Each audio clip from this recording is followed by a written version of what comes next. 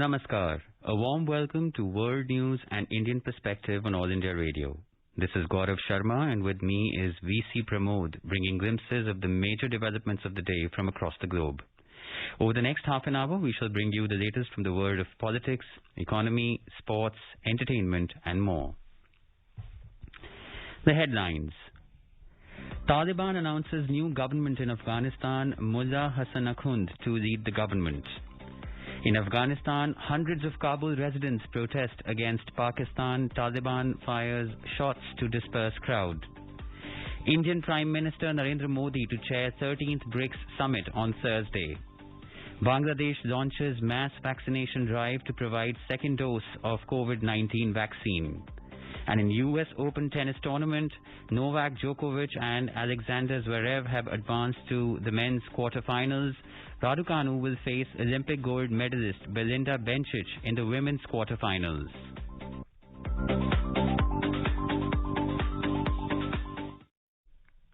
As the nationwide free COVID-19 vaccination campaign at government facilities for those above 18 years is underway, we advise our young listeners to get vaccinated and help others get vaccinated. We also advise our listeners not to lower their guard as COVID-19 remains a threat to our health. Please stay home unless it is essential to go out and continue to follow these 3 simple steps. Wear a face mask, maintain 2 gaz ki doori for social distancing, and focus on hand and face hygiene. For any COVID-related information and guidance, contact the national helpline numbers 011-2397-8046 and 1075. And now, the news in detail.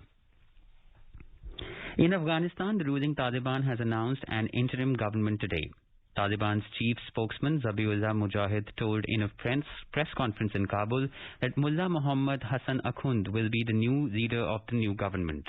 Taliban co-founder Abdul Ghani Baradar has been named as the deputy leader. According to reports, Maulvi Hanfi will be the second deputy leader. Mullah Yaqub is the new defense minister, while Sirajuddin Haqqani will be the interior minister. Amir Khan Muttaqi has been named as the foreign minister, while Sheikh Mohammad Abbas Stanigzai will be the deputy foreign minister. Hidayatullah Badri is the new acting finance minister. No woman has found a place in the new regime, and most of the faces in the cabinet are Pashtun leaders, although Taliban had promised earlier that they will put an inclusive government in place. The Taliban spokesman said that the new cabinet is an acting government and the group will try to take people from other parts of the country. The move comes a day after Taliban claimed full control over Afghanistan in its 34 provinces, including Panjshir, the last bastion of the opposition forces. The group had swept to power as the last US troops were about to be withdrawn after a 2-decade-long war on terror in the country. Analysts say that it is an irony that the new Taliban interior minister is the head of a terror outfit, Haqqani Group. This group has carried out many terror attacks claiming lives in Afghanistan over the past 2 decades. The Haqqani network has been designated as a foreign terrorist organization by the United States. The government formation was twice postponed as the insurgents were reportedly struggling to shape an inclusive administration acceptable to the international community. Some reports suggest that Pakistan's alleged interference in the government formation has also led to the delay. In Kabul, a large group of protesters took to streets on Tuesday. They were shouting slogans, "Long live the resistance" and "Death to Pakistan." The protesters marched outside the Pakistan embassy in protest of the interference in Afghanistan's affairs by Pakistan. According to the local media reports, the protesters included niqab-wearing women, and many of them were locked in a bank's basement to prevent them from joining the protests. Taliban had to fire gunshots in air to disperse them. Later, talking to media persons in Kabul, Taliban spokesman urged the protesters not to demonstrate and spoil the security of the country. Around 300 unaccompanied Afghan children have been evacuated from Kabul since the Taliban took over on the 15th of August, United Nations Children's Fund UNICEF said on Tuesday. The fund added that many more have been separated from their parents in the chaos that unfolded after Taliban laid siege to Kabul. The fund expects this number to rise through ongoing identification efforts, UNICEF chief Henrietta Fore said in a statement to the media. UNICEF, along with its partner agencies, have been involved in registering the evacuees who have been airlifted out of Kabul since the 14th of August. Some of the children who left Afghanistan have been evacuated on flights to the United States, Germany, Qatar and other countries, the UN agency told reporters. The Chinese Foreign Ministry on Monday remained silent on a media report claiming that the Taliban has invited China, Pakistan, Russia, Turkey, Iran and Qatar to attend the new government's formation ceremony in Afghanistan. Responding to a media report on this issue, the Chinese Foreign Ministry spokesman Wang Wenbin declined to comment. He reiterated China's stance on the Afghan issue and said that China supports Afghanistan in forming an open, inclusive, broadly based government upholding moderate and prudent domestic and foreign policies and live in good terms with the neighboring countries. China's Afghanistan policy is evolving in coordination with its all-weather ally Pakistan and Russia, which also shares its borders with Afghanistan. Beijing, which has kept its embassy open in Kabul along with Pakistan and Russia, is awaiting the formation of a government by the Taliban to decide on recognizing it amidst firm indications by the US, the UK and other Western countries that they will not be in a hurry to endorse the new government in Kabul.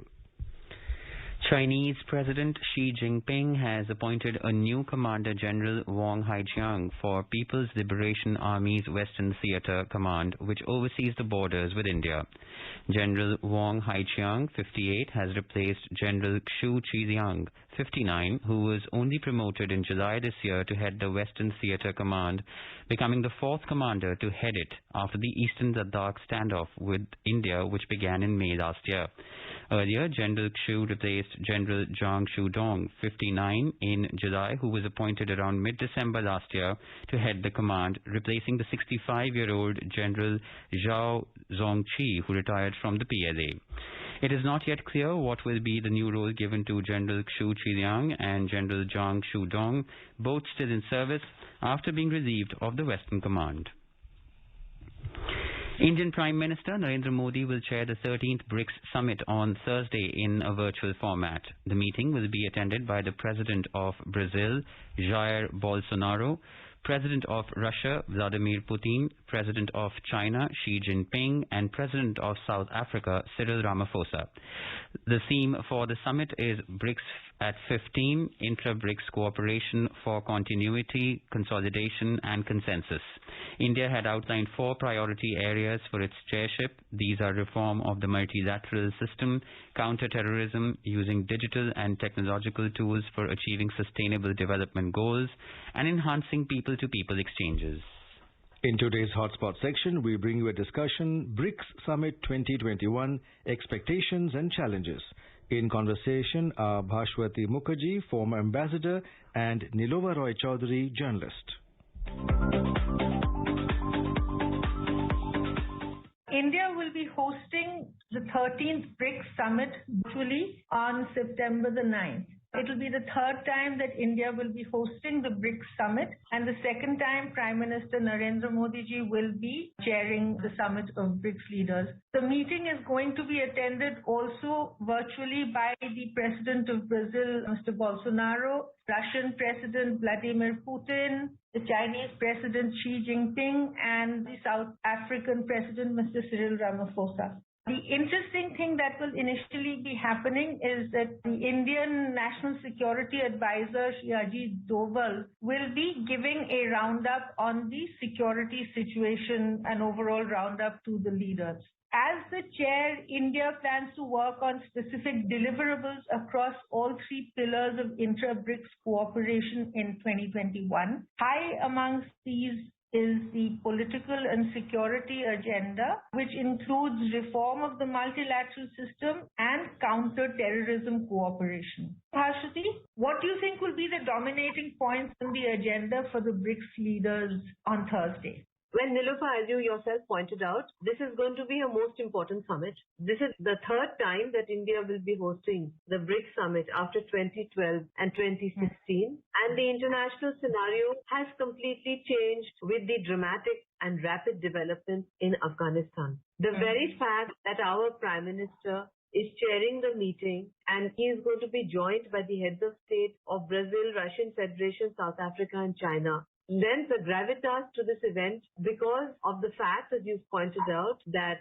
our National Security Advisor, Mr. Ajit Doval, would be beginning by giving a briefing. And I'm sure it doesn't need an astrologer to predict that he would be giving a thorough briefing about the threats to international peace and security in our region, which are of direct concern to all BRICS members, as well as our perspective on what is happening in Afghanistan. Moreover, the theme of the meeting as far as India is concerned is cooperation for continuity, consolidation and consensus. And as you yourself have pointed out, counter-terrorism is a very important item along with reform of multilateralism. Now, I think that counter-terrorism could be woven into the developments in our neighborhood, and I think that what India would like to bring to its BRICS partners is a better appreciation of the kind of challenges that India is facing, given the fact that Pakistan is now directly interfering in the internal affairs of Afghanistan, that the Pakistani ISI chief has been in Kabul now, this is his third day, and that reportedly the Pakistani Air Force used drones to bomb Panjshir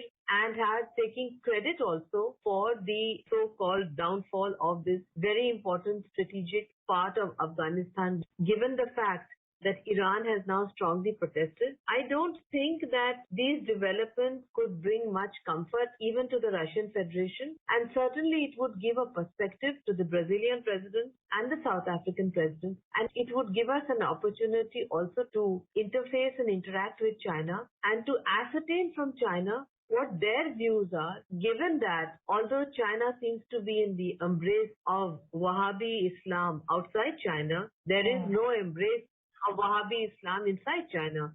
And at some point, this contradiction is bound to cause discomfort to the Chinese. So all in all, a very interesting meeting, and it will be very interesting to see how the agenda plays out once Mr. Doval has given his overview about security developments in our immediate neighborhood and which are of direct concern to all BRICS members. It is interesting that Nikolai Patrushev has arrived in India also right ahead of the summit, ostensibly for the India-Russia intergovernmental meeting. But the fact is that he and Mr. Doval are obviously going to be exchanging a lot of concerns and a lot of views on how this changed situation in Afghanistan will affect the region. And yesterday, the Russian ambassador to India actually mentioned that both India and Russia are extremely worried about the prospects of terrorist groups coming out over to Kashmir from Afghanistan and into Russia. Now, given these concerns that certainly Russia and India have, do you think there's scope that the Chinese president can perhaps be addressed directly to understand how he is so optimistic, shall we say, about the Taliban at this point of time? Well, the Chinese President Nilova, I don't think is optimistic. He is perhaps hopeful that his pressure on Taliban not to include that particular terrorist grouping that they call the terrorist grouping, which is linked to the Uyghurs, will not be part of the Taliban anymore, which to me seems very unrealistic since they have fought with the Taliban and are comrades in arms. But more than that, our External Affairs Minister is also a Russian expert. And we would expect certainly in interaction with the Russians on this particular issue, given that the Russians had earlier said that they don't want refugee flows into Central Asia because they were afraid that among the Afghan refugees there would be terrorists who would make their way into Central Asia and then would threaten Russia's security. And yet also that those in the Panjshir Valley who escaped into Tajikistan. So these are very interesting developments which show that there is a counter-resistance growing, and the fact that the Russian Federation had sought from Taliban apparently guarantees that there would be no mention of Chechnya ever by the Taliban as a matter of concern to them as fellow Muslims in Chechnya.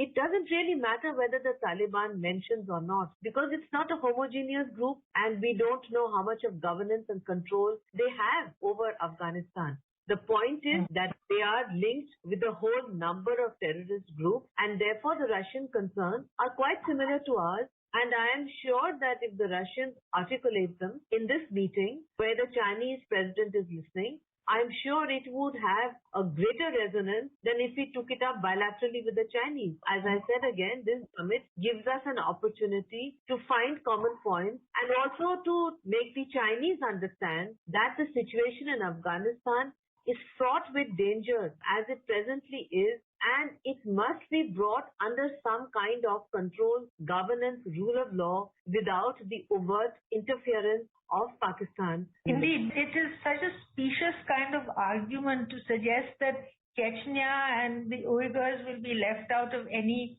Islamic conversation which an organization supposedly pan-Islamic like the Taliban intends to take up and only concentrate on Jammu and Kashmir. I mean, that is a completely specious kind of way of thinking or presenting things. Afghanistan, of course, will be perhaps primary on the agenda that the summiteers will be focusing on. The other major fact remains that the world is just about coming out of this horrendous pandemic that has swept the globe, and economic issues and revival of the global economy should also be a very major part of what they discuss.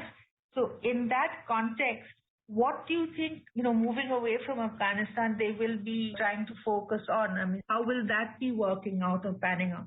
The meeting is taking place on the eve of the General Assembly session. Our Prime Minister is reportedly going to New York. He will also be meeting, hopefully, President Biden. So there would be, as you rightly pointed out, issues relating to reform or multilateralism, which will be on the agenda. And the theme also, which is continuity, consolidation, and consensus, gives an indication of the kind of path that the Indian chair, Prime Minister Modi, will take. Because there would be, of course, discussion. You cannot get away from the fact that there would be discussion on COVID-19. The discussions would focus on the whole issue of vaccination, on the whole issue of safety, on the whole issue of opening up the global economy, air travel, etc., etc. As far as the economic growth is concerned, the impediments to trade, difficulties being faced in WTO, these are again issues which we would probably discuss amongst ourselves. And there would of course be issues which we would need to discuss as BRICS members amongst ourselves. And one of them possibly could be India's suggestion, the reform of the Security Council, because that is high on South Africa's and Brazil's agenda. Maybe this would provide an opportunity to get the Chinese to soften their position, because so far they have not pronounced themselves in favor of an expansion of the P5 or even pronounced themselves on what they feel about what is now being called a semi-permanent veto for 15 years rather than ever.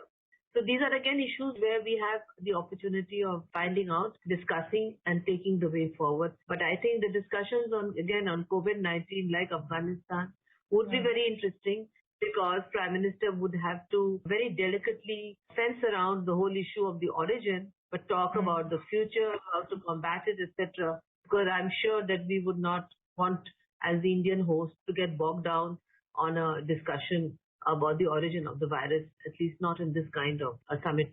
In any case, sure, it could have been discussed in advance with all the BRICS countries, how we would set the agenda and talk about it. There are no surprises for the heads when they join. Particularly when it's a virtual summit, Nilova, it is much more tricky. When it's a virtual summit, a surprise can always happen.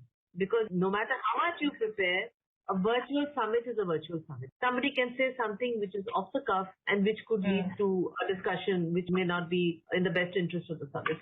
I'm sure Prime Minister is quite sort of skilled in the way he conducts conversations of this kind. I do believe that he will be focusing considerably on implementation of aspects of the BRICS economic partnership strategy for this 5-year period, and things like the cooperation on disaster resilience and digital health and traditional medicine. Now, these, over the past year and a half, this is something that we've seen come to the fore, digital health primarily. And for Africa particularly, this would also be a very important part of what they do. So I think this is another aspect that they're likely to be focusing on. China has its strengths, India has its strengths. Every country has certain strengths in this area. Do you think that this would be another area where they're cooperating? in the past tried to push the economic cooperation agenda of BRICS. I must be honest and say that we have been more successful in political cooperation because in the economic cooperation, the problem has been that the BRICS members are still at different stages of economic development, and this has been worsened by the pandemic because, for instance, the pandemic hit the Brazilian economy very hard and the South African, whereas Russia and China and India the Chinese have done the best, but we have also been able to find our way out of this quagmire. So actually, this also raises the possibility of greater economic cooperation between BRICS countries in the context of those that have been badly hit, and to see how this cooperation can be improved for mutual advantage. And this is again something which fits in very well with the overall agenda of continuity, consolidation, and consensus, because I do believe that there would be some important projects and agreements which would be announced both on the economic side, and also there would be a common statement on the political side which would cover the important topics both economically and politically in accordance with what you have outlined, particularly on traditional medicine, etc. These are areas of cooperation where again we would find a common front for a change. With the Chinese, they are very strong on traditional medicine as we are. It's a different kind of system they have from ours. This is again an area where we could cooperate, definitely. It would also be an opportunity for us maybe to discuss irritants within BRICS, maybe opportunities to dialogue between the BRICS partners at summit level more often when there is a crisis. This again would be very helpful given the nature of membership of BRICS, where the countries have such different perspectives on important issues. A greater interaction or a mechanism to consult between summits, a more strengthened mechanism, perhaps would be very much welcome. And perhaps this would be suggested by the Indian side when the leaders actually meet 2 days from now. Ashwati, thank you very much indeed for all of your valuable insights. Thank you very much, Nilova.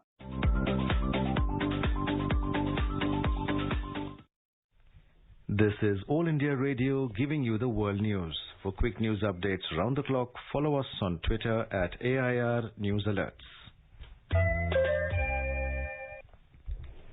Bangladesh launched the mass vaccination drive to provide the second dose of the COVID-19 vaccine on Tuesday. During the campaign, which will continue till the 12th of September, the second dose of the vaccine will be provided to those who received their first dose of the vaccine last month at the same centers.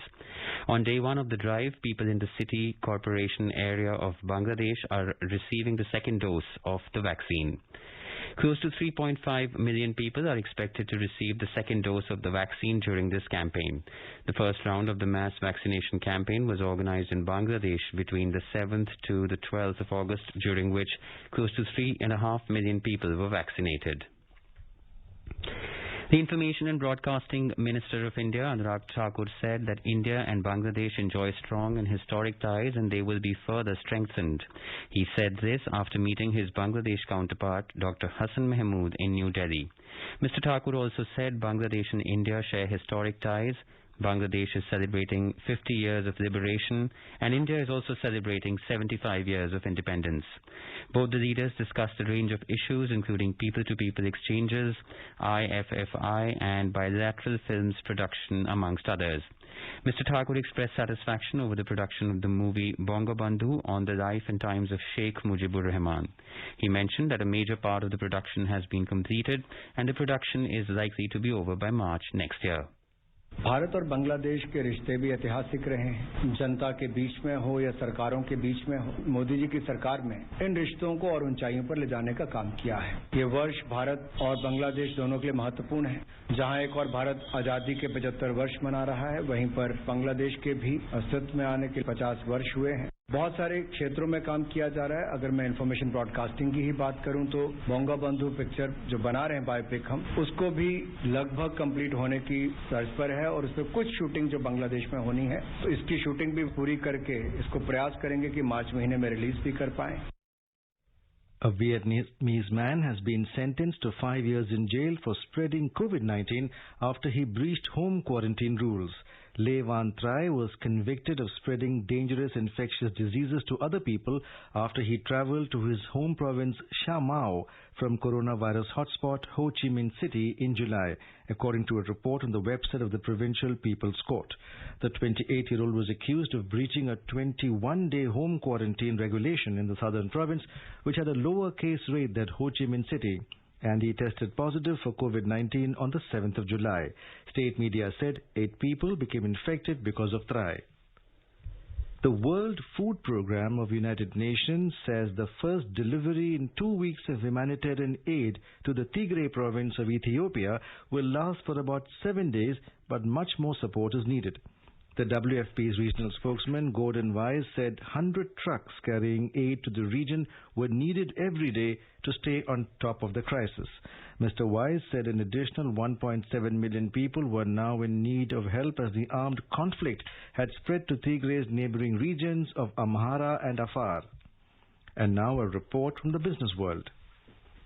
The BSE Sensex fell 17 points or 0.03% to finish at 58,279. The NSE Nifty also ended 16 points or 0.09% down to 17,362. Among global markets, Asian stocks gained except South Korea's Kospi, which fell 0.5%. China's Shanghai Composite climbed 1.5% and Japan's Nikkei index surged 0.9%. Hong Kong's Hang Seng rose 0.7% and Singapore's Straits Times added 0.2%. European markets were down in intraday trade. Oil prices traded mixed in intraday trade. Brent crude was trading around $72 per barrel. In the forex market, the rupee weakened 32 paise against the US dollar to close at 73 rupees and 43 paise against the US dollar. Rajesh Lake for World News, All India Radio. In US Open tennis tournament, Novak Djokovic and Alexander Zverev have advanced to the men's quarterfinals. In women's singles, 11th seed Belinda Bencic defeated the 7th seed Iga Swiatek 7-6, 6-3 in 2 hours and 7 minutes. In another match, Emma Raducanu defeated Shelby Rogers 6-2, 6-1 to reach her maiden Grand Slam quarterfinal. In the quarterfinal, Raducanu will face Olympic gold medalist Belinda Bencic. And now let us take a look at the major developments around the world as reported in the foreign press. The Washington Post writes, with bulk of their agenda on the line, Democrats gird for battle over $3.5 trillion budget package. The Wall Street Journal says El Salvador becomes the first country to adopt Bitcoin as national currency. The Wall Street Journal reports Toyota to spend $9 billion on electric car battery plants. Financial Times reports Deutsche Telekom deepens bet on U.S. market with SoftBank deal. Financial Times says Siemens Gamesa claims first recyclable wind turbine blade. Gulf Times reports Taliban flags fly over Panjshir but fighters vow resistance. And The Guardian says that UN experts condemn Texas abortion law as sex discrimination at its worst. Today is World 7th Duchenne Awareness Day. Every year, the World Duchenne Organization sets a special theme to the day. This year, the theme is Adult Life and Duchenne. And now a quick look at the headlines once again.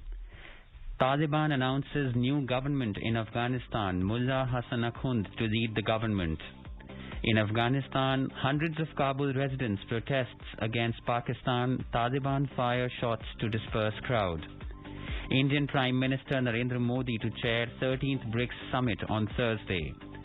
Bangladesh launches mass vaccination drive to provide second dose of COVID-19. And in US Open tennis tournament, Novak Djokovic and Alexander Zverev have advanced to the men's quarterfinals. Raducanu will face Olympic gold medalist Belinda Bencic in the women's quarterfinals. India is celebrating the 151st birth anniversary of Mahatma Gandhi. Before we end, let us listen to his favorite bhajan, Vaishnav Jan, by artists from Brazil on their Independence Day.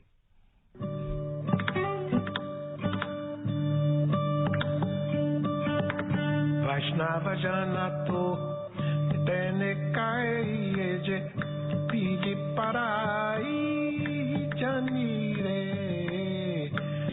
Pare Duke pakare kare toye manabi mananire